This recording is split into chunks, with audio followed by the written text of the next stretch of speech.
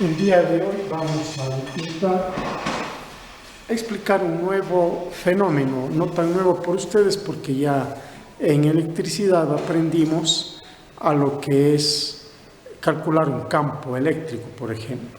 Y habíamos visto que es una interacción de fuerzas que se ejecutan a distancia, que no tienen un cable o una conexión entre dos objetos. Aquí tenemos una aguja y aquí tenemos hierro. ¿Qué pasa si esta aguja, que está especialmente construida, nosotros le vamos a pegar al hierro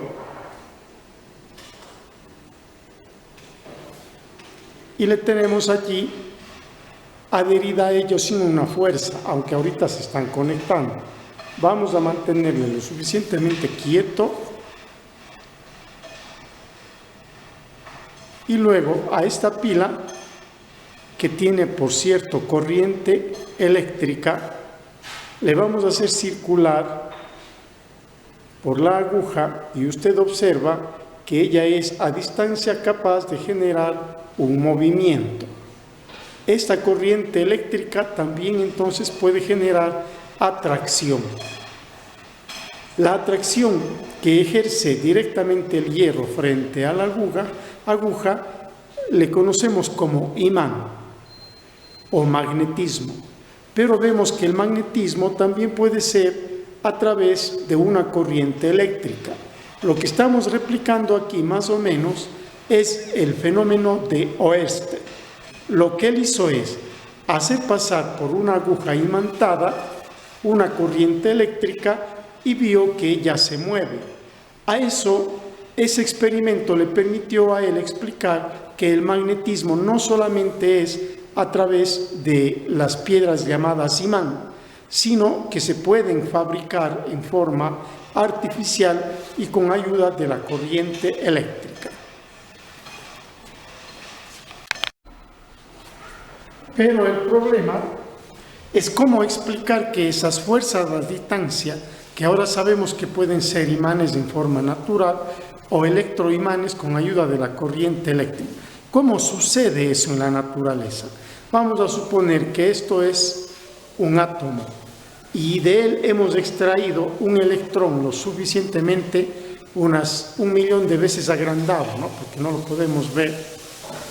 Y este electrón va a girar con altas velocidades a través del átomo. ¿Qué es lo que sucede cuando este átomo gira a altas velocidades alrededor de la periferia del átomo? Y considerando también que además de rotar a través del átomo, ella gira entre sí como la Tierra, es decir, hace doble giro de traslación y de rotación en ella misma. Eso es lo que vamos a ver cómo explica las fuerzas de atracción. Entonces, ahora vamos a imaginarnos que aquí tenemos lo que estábamos llamando el protón y que está girando a gran fuerza alrededor del átomo. Esta fuerza que le mantiene atado al protón le llamamos fuerza centrípeta. Pero ¿qué pasa si soltamos un objeto desde el centro y igualmente hacemos girar? Vemos que este objeto se va del centro hacia el electrón. Al estar girando con gran velocidad, este elemento gira hacia afuera y por eso ahora le llamamos fuerza centrífuga. Pero esta fuerza centrífuga en realidad no es la que existe. Aunque va llevando el objeto hacia afuera, es una fuerza que no existe y que la conocemos como fuerza centrífuga, pero que es resultado del girar con altas velocidades, al igual que usted conduce un vehículo cuando gira sin aviso previo hacia uno de los lados, usted se va exactamente al lado contrario. Esa fuerza es la que le conocemos como fuerza centrífuga, pero en realidad es que nosotros seguimos el movimiento como la primera ley de Newton, en el que nosotros seguimos nuestra vía por inercia, seguimos nuestra línea recta de movimiento infinitamente, a no ser que haya otro cuerpo que le modifique. Entonces, al ser modificado, esto irá hacia afuera y es lo que origina la fuerza centrífuga y es lo que en realidad genera aquello que llamamos la fuerza magnética.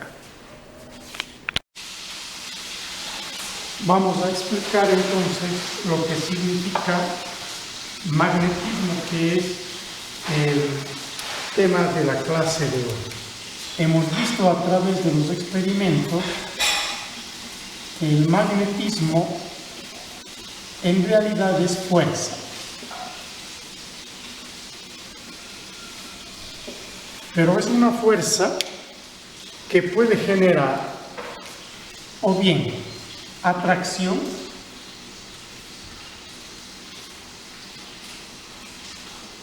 o bien repulsión.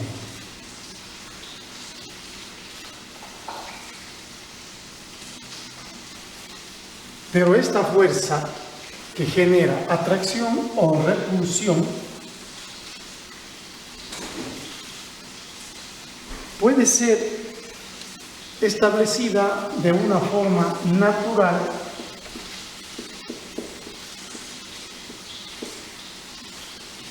y es lo que le conocemos como imán o imanes. Y esta fuerza de atracción o repulsión puede ser de forma artificial.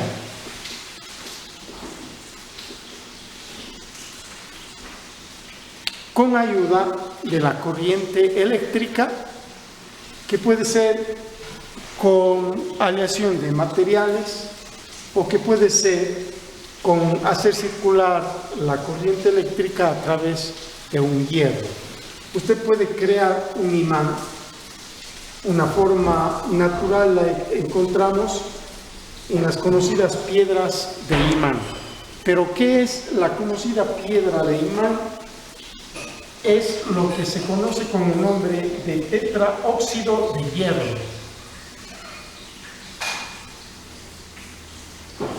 Tetraóxido de hierro o bien el tetraóxido de dihierro.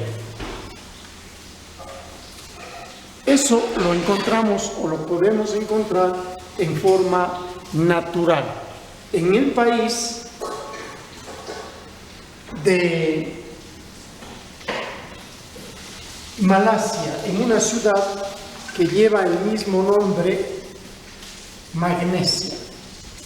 En la ciudad de Magnesia, en el país Malasia, se encontró como anécdota que alguien que caminaba con un bastón cuya punta tenía hierro, notaba que en ese terreno donde pisaba se le atraía. Más tarde, con los estudios, se descifró que se trataba entonces tetraóxido de dihierro o bien tetraóxido de hierro, que es lo que se conoce como las piedras imán.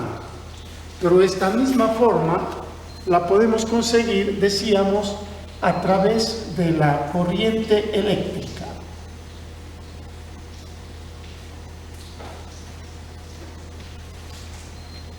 Crear un electroimán, si utilizamos con el material de cobre y hacemos circular a través del hierro muchas vueltas, usted ha logrado construir en forma artificial un electroimán. Uniendo estas dos, conseguimos lo que se llama electroimán.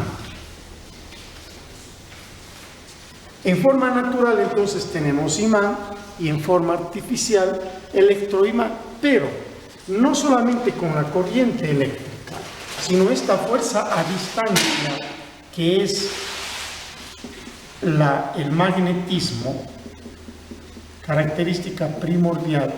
Esta fuerza a distancia se puede construir con la aleación de 3 materiales o de varios de ellos.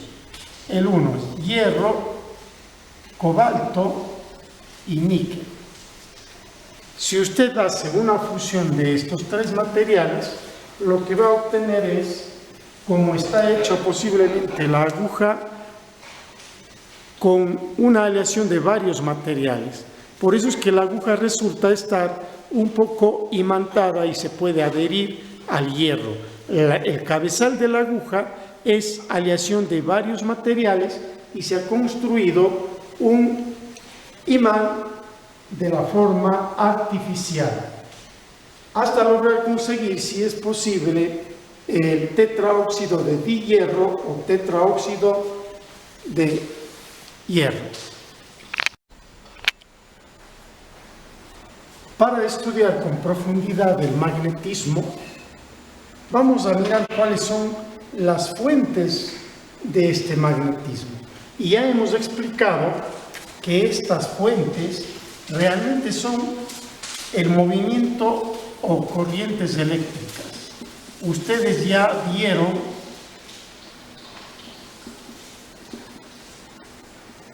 que todo material existente en la Tierra está constituido por átomos. Cada átomo tiene en su construcción electrones, protones y el núcleo con neutrinos. Estos elementos, el electrón generalmente está girando a grandes velocidades en la periferia del átomo. Lo que ya vimos en el experimento, como genera una fuerza centrífuga, y esa es la fuerza que provoca la atracción o conocida atracción de ciertos elementos.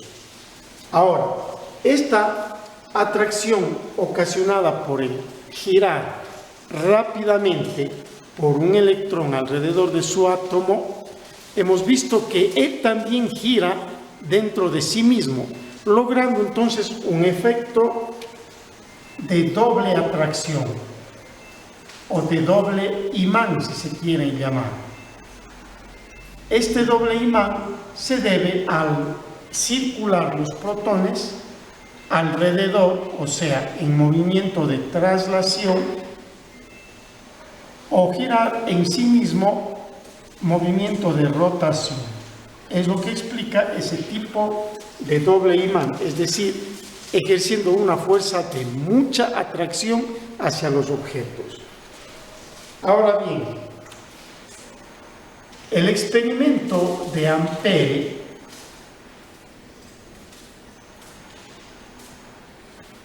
explica también que esta fuente no solamente se le puede considerar a través de las cargas de protones, electrones y su interactividad en el átomo, sino que con la corriente eléctrica se puede observar que si tenemos un alambre de cobre y que le podemos dar vueltas y vueltas y vueltas y vueltas, y a través de él hacer generar electricidad, estos son capaces de atraer las limaduras de hierro, cuyo experimento les invito a ustedes a desarrollar. Comprar un poquito de limadura de hierro, comprarse una pila, alambre de cobre, envolverlo a través de un clavo, de un hierro y generar un electroimán. Entonces, el experimento de Ampere, al hacer circular la corriente a través de un hierro, genera una fuerza que a distancia atrae limaduras de hierro. De esa forma, nosotros podemos explicar que esas pequeñas corrientes, porque no se necesitan grandes corrientes, si usted pone grandes corrientes, genera electroimanes de gran potencia que pueden ver y son capaces de extraer grandes pesos, y de hecho la industria los ha utilizado. Estas pequeñas corrientes son los que generan esa suerte de fuerza atractiva a distancia. ¿Qué propiedades tenemos? 1. Los imanes están polarizados.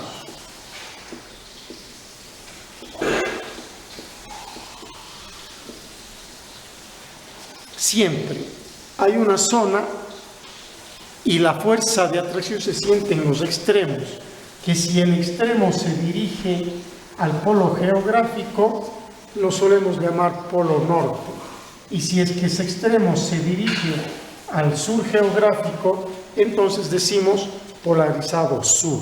En realidad corresponde a nombres que el hombre le ha puesto, pero sí sabemos es que cuando tienes un imán, hay una parte que va hacia el norte de la Tierra y una parte que va hacia el sur, y a eso le llama la polarización norte o sur en los imanes. 2. Una propiedad fundamental. Cuando usted rompe un imán o tenemos un imán roto, usted lo que obtiene son 2 imanes, porque cada pedazo de ese imán vuelve a tener un polo norte y un polo sur. Es decir, no se logra aislar nunca el norte y el sur. No se ha experimentado, no se ha probado, porque la corriente eléctrica es muy difícil de aislarla. Y tercero, vemos que la fuerza de atracción a distancia siempre será afectada o está ligada estrechamente con la electricidad.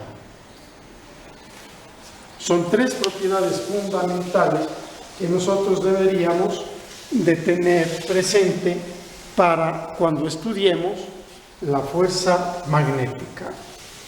Ahora, su trabajo es leer la ficha que hemos puesto ya en el internet y desarrollar el cuestionario que allí está puesto. Leer también las páginas del texto, páginas 105 y 106 del Ministerio, para que pueda hacer el resumen correspondiente a la fuerza magnética, en el cual usted puede explicar su naturaleza, sus fuentes, sus propiedades. Muchas gracias.